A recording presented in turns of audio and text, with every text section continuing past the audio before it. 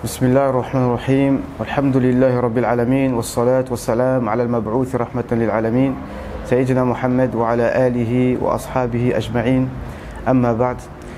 Donc nous sommes la 29e nuit du mois de Ramadan. Peut-être que c'est la nuit Mubarakah.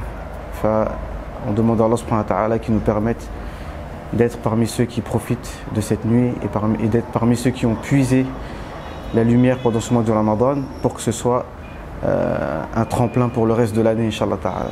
Donc ce soir, Inch'Allah ta'ala, ça aurait été bien que je fasse un direct, mais moi au niveau technique je ne suis pas encore au point, donc on va faire comme ça, Inch'Allah ta'ala. Donc ce soir je voudrais traiter de 3 sujets différents, donc on va les séparer, je pense. Donc le premier sujet,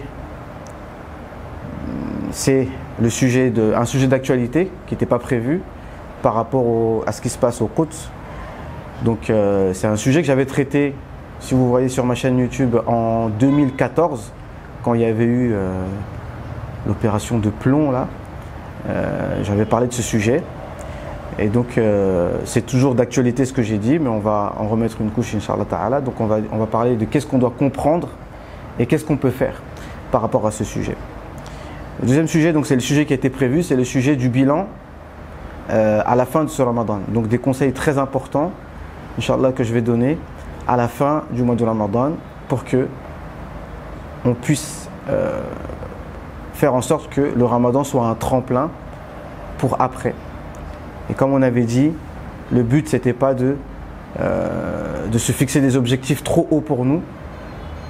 Et le but c'est pas de se casser le moral, parce que chacun va faire le bilan et voit ce qu'il a fait et ce qu'il n'a pas fait, surtout pendant ce mois de Ramadan, ce qu'il voulait faire et ce qu'il n'a pas fait.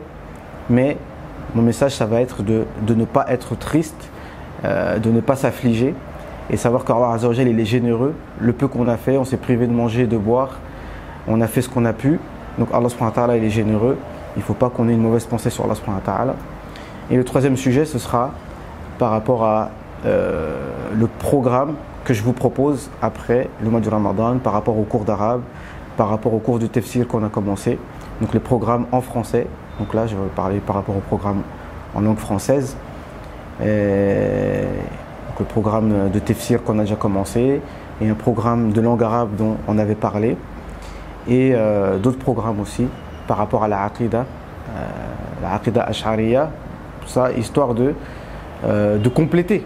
D'accord, ceux qui connaissent la aqida salafiyya, qui la maîtrisent, eh bien c'est bien aussi d'apprendre la aqida ash'ariyya pour savoir de quoi on parle, parce qu'on parle souvent de cette aqida, mais il faut savoir de quoi on parle. Donc dans un cadre scientifique, un cadre structuré.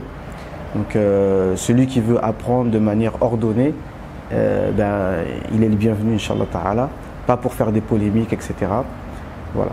Donc on commence par le premier sujet. Donc je suis avec mon frère Ahmed, le fils de mon bien-aimé Cheikh Saleh. Donc ça on peut dire c'est mes petits frères, hein, de 25 ans, comme il a l'âge de mon petit frère aussi, hein. Et donc il est là, Masha'Allah, avec moi ici au Caire, c'est le Ramadan. Donc de là on va échanger ensemble sur ce sujet. Donc par rapport au sujet du Quds, on va pas faire long. Donc les deux axes donc n'hésite pas, hein, comme d'habitude, à intervenir s'il y a quelque chose qui t'interpelle. Pas que je fasse un monologue. Donc on va pas dépasser les 10 minutes, on est déjà à 4 minutes. On va faire quelque chose de court, Inch'Allah. Qu'est-ce qu'on doit comprendre et qu'est-ce qu'on peut faire? Donc voilà, je vais dire mon ressenti par rapport à tout ça. C'est pas la première fois que ça arrive. Donc la première des choses, c'est que personnellement, je suis un peu lassé des grands discours, des grandes publications, des grands tweets et des grands. C'est bien, il faut le faire. Il faut le faire, pourquoi? Parce que même si ça n'apporte pas concrètement quelque chose, mais c'est comme la visite d'un malade. Tu sais, quand tu visites un malade, tu n'es pas docteur. C'est vrai ou pas? Quand tu viens voir un malade, le malade il a besoin de quoi? Le malade il a besoin d'être soigné. Mais quand tu viens le voir, toi tu n'es pas docteur, mais qu'est-ce que tu lui apportes? Du réconfort. Voilà, tu lui apportes du réconfort. Donc c'est vrai qu'il y en a qui disent oui, ça sert à rien. Les savants, les imams font des grands discours, mais derrière, il n'y a rien.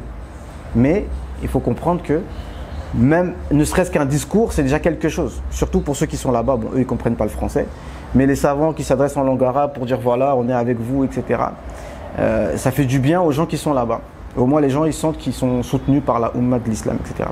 Mais encore une fois, quand tu fais ça en français, ben, le message ne va pas parvenir aux gens de là-bas parce que les gens ne comprennent pas. Encore une fois, je sais, je suis chiant avec ça.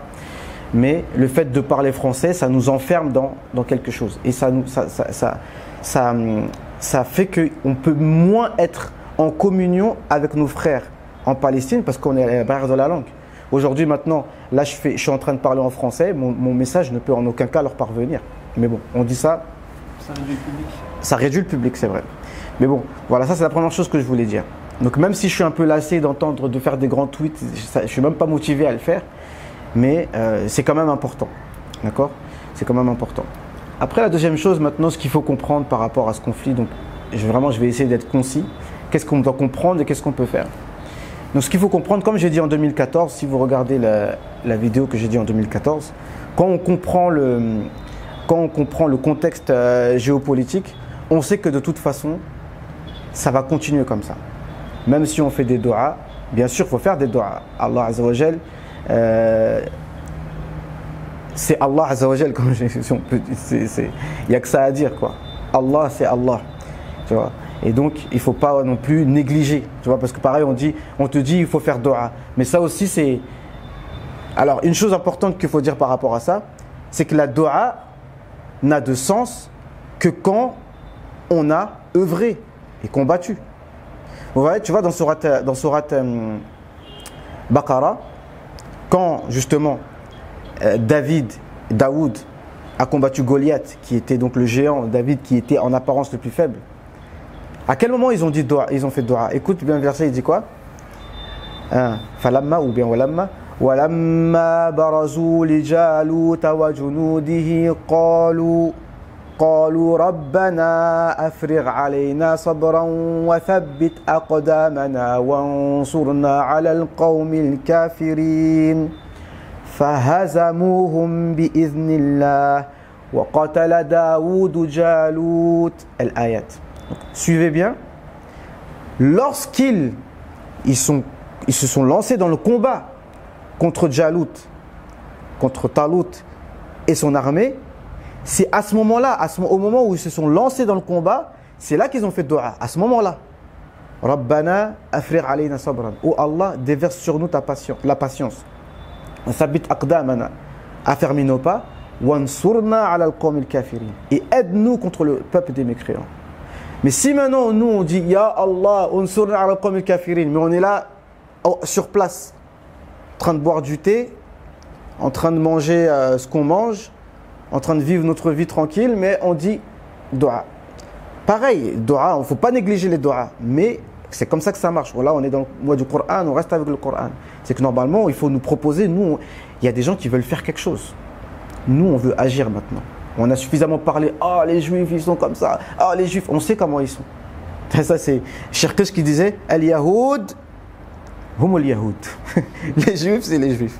Tu vois ce que je veux dire? On les connaît. On les connaît coraniquement, on les connaît à travers ce qu'on voit dans les infos, etc.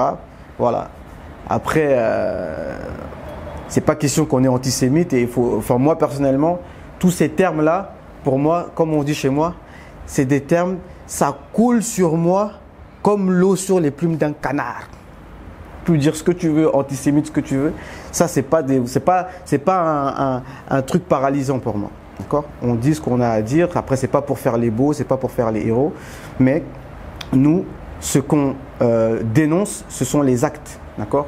Et les sionistes, pour être juste, il y en a chez les musulmans, il y en a chez les chrétiens, il y en a chez les juifs, et il y en a même chez les laïcards. Donc le sionisme, ce n'est pas une affaire de juifs.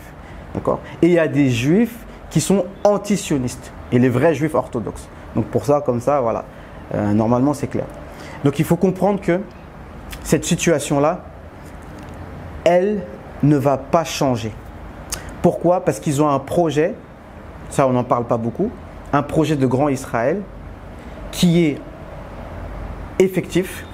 Jacques Attali, na'udhu billah minhu, il me fait flipper ce mec, wallah. On doit avoir peur que d'Allah subhanahu wa ta'ala, mais il y a des gens vraiment, il faut demander protection à Allah azza wa jal contre ce genre de shaitan humain. Il le dit clairement par son audace, Jérusalem, ce serait une belle capitale pour un gouvernement mondial. Et quand il dit ça, c'est que, mais il travaille pour ça. Et que l'État d'Israël, il se nourrit de l'argent qui est en Europe, de l'argent qui est aux États-Unis pour construire son État, etc. Comment expliquer qu'un tout petit pays comme ça, il a le plus grand budget d'armement au monde, il fabrique des armes, etc. Donc pour montrer que de toute façon, ils sont en train de nous montrer à travers ça que de toute façon, vous ne pouvez rien faire. En plein mois du Ramadan, on tire dans la mosquée et vous allez faire quoi? Vous n'allez rien faire. C'est ça qu'ils sont en train de nous montrer. Malheureusement, c'est comme ça. C'est quelque chose qui est comme ça. Il faut le savoir. Après, c'est pas pour dire on peut rien faire, mais maintenant, il faut faire. Et ça veut dire qu'il faut réfléchir ce qu'on peut faire en fonction du timing qu'on a, de capacité qu'on a. Il faut savoir ce qu'on peut faire par rapport à ça. Mais bon, pour l'instant, c'est de dénoncer ce projet de grand Israël, d'en être conscient. Et puis d'être prêt, quoi, d'être prêt à œuvrer. Mais on sait très bien, c'est pas par lâcheté, mais pour pouvoir changer les choses, wallah, chacun qui se change lui-même. Ça, c'est pas de la lâcheté, c'est déjà le premier pas. D'accord? Chacun d'entre nous, on essaye, hein, comme il disait il y a longtemps, Cheikh Mohamed Hassan, est-ce que quelqu'un, quand il fait son Qiyam Layl, déjà, le Qiyam Layl, Inch'Allah, on essaie de tenir, il fait dua vraiment pour que la situation change et il essaie de se changer lui-même pour que Allah Azza wa Jalla, il nous donne l'aide. On sait très bien que l'aide, elle vient d'Allah subhanahu wa ta'ala et pour qu'Allah il nous aide, eh bien, c'est en